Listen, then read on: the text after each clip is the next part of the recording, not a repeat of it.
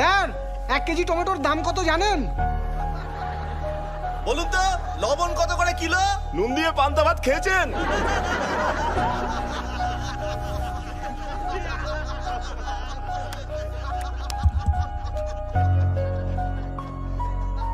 আজ আপনাদের কথা শুনে খুব লজ্জাই করছে আমার। সত্যি কথা বলতে 1 কিলো টমেটোর দাম আমি জানি না। টমেটোর দাম জানে না, নেতা হতে এসেছেন? এই স্যার কি টমেটোটা চিনিয়ে দে না। স্যার একবার এই টমেটোটা দেখে নিন। আরে এই ওই এই কি হচ্ছে?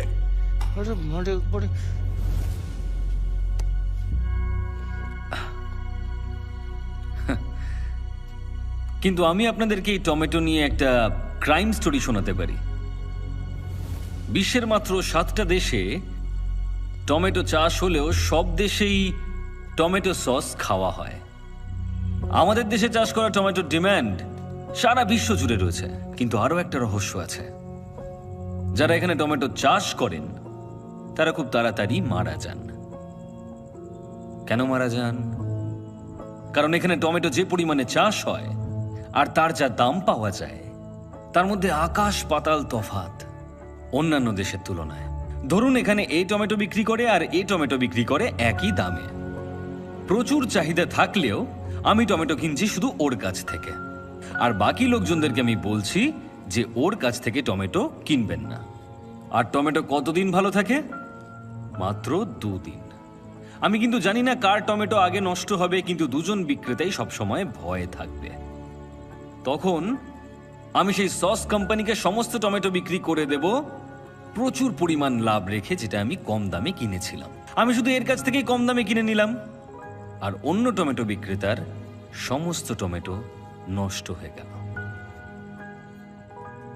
পৃথিবীর সমস্ত দেশে লোকজন টমেটো সস দিয়ে খাবার আনন্দ করে খান, কিন্তু আমার দেশের টমেটো বিক্রেতা না খেতে পেয়ে মারা যান।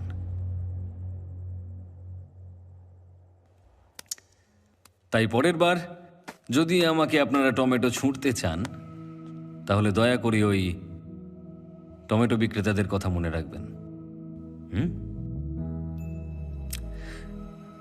কি হলো? আপনারা সবাই চুপ কেন? কারোর কিছু বলার থাকলে বলতে পারেন। স্যার আমার একটা প্রশ্ন আছে। হ্যাঁ বলুন না। আমরা কেউ এখানে ভোট দেওয়ার সময় যাই না, জানি যে ওটা জালি ভোট হয়ে যাবে, কিন্তু আপনি একটা ভোটের জন্য এত কিছু কেন করছেন? আপনি তো 49P সম্পর্কে সবকিছুই জানেন। ভোটের রেজাল্ট বন্ধ করে দিলেন, কোম্পানি থেকে পদত্যাগও করলেন, এসব কি স্যার? আপনারা আসল কারণটা জানতে চান? রামেশ্বরমে আমার বাড়ি। দারিদ্র্যের মধ্যে একটা ছোট্ট সাধারণ পরিবারে আমি বড় হয়েছিলাম, যার আশেপাশে প্রচুর জেলে পরিবার বসবাস করত। মাছ ধরে জেলেরা সবসময় বেঁচে ফিরত না, আর মৃত জেলেদের পরিবার তিলে তিলে অনাহারে মারা যেত। অভাব এতটাই বেশি ছিল। তারপর একটা ইলেকশন আসে। ইলেকশনের সময় সমস্ত ক্যান্ডিডেটরা আমাদের কাছে আসেন। ভোটের দিন অনেকেই সমুদ্রে চলে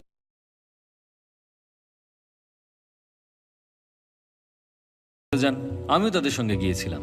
আমরা যখন সমুদ্রে, সেই সময় নির্বাচন হয়। আমাদের নির্বাচিত ব্যক্তিরা কিন্তু 5 বছর শক্তিশালী হলেও আমরা প্রত্যেকটা মানুষ একদিন ভীষণ শক্তিশালী। যারা যারা ভুল বুঝে সেই সময় সমুদ্রে গিয়েছিল, তারা সবাই ফিরে আসার চেষ্টা করে। আর সেদিন নির্বাচনকে কেন্দ্র করে আমাদের এলাকায় একটা দাঙ্গা তৈরি হয়। আর সেই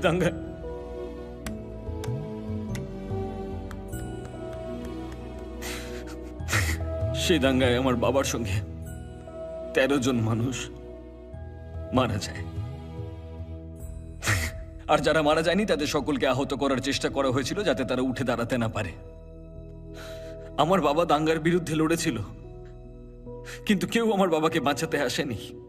একটা মানুষ মারা যাওয়ার পর তার সমস্ত অন্ত্যেষ্টিক্রিয়া করার জন্য 2000 টাকা খরচ হয়, আর জেলেদের 2 বছর লাগে ওই 2000 টাকা কামাতে। সুতরাং মৃতের শরীর নিয়ে এসো আর সেটাকে সমুদ্রে ছুঁড়ে ফেলে দাও। আমার বাবাকেও আমি মারা যাওয়ার পর সমুদ্রে ছুঁড়ে ফেলেছি। শুনেছি সমুদ্রে মৃতের অস্থি বিসর্জন করা হয়, কিন্তু আমি আমার বাবাকে করেছি। যে নির্বাচনে জিতেছিল সে কিন্তু কিচ্ছু করেনি। জেলেদেরকে বাঁচানোর জন্য আমার মা সংগঠন তৈরি করেন, জেলের বাচ্চাদেরকে পড়ানোর জন্য স্কুল তৈরি করেন, সবকিছু তৈরি করেন। অনেক বাচ্চাদেরকে শিক্ষিত করেছেন আমার মা, অনেককে। সেদিন দেশের সমস্ত নিউজ চ্যানেল থেকে ইন্টারভিউ নিতে এসেছিল আমার। আমি যে দেশেই থাকি না কেন, যেভাবেই থাকি না কেন, আমি ফিরে আসি নির্বাচনের দিন। কে যেন জিজ্ঞেস করলো আমাকে, হ্যাঁ আমি নুন দিয়ে পান্তা খেয়েছি কিনা? আরে আমি জেলের ছেলে, আমার নিঃশ্বাসে প্রশ্বাসে নুন রয়েছে। সরি। এই সভায় কেউ তো চেন্নাই থেকে আসেননি। বাইরে থেকে কারা কারা এসছেন একটু হাত তুলুন।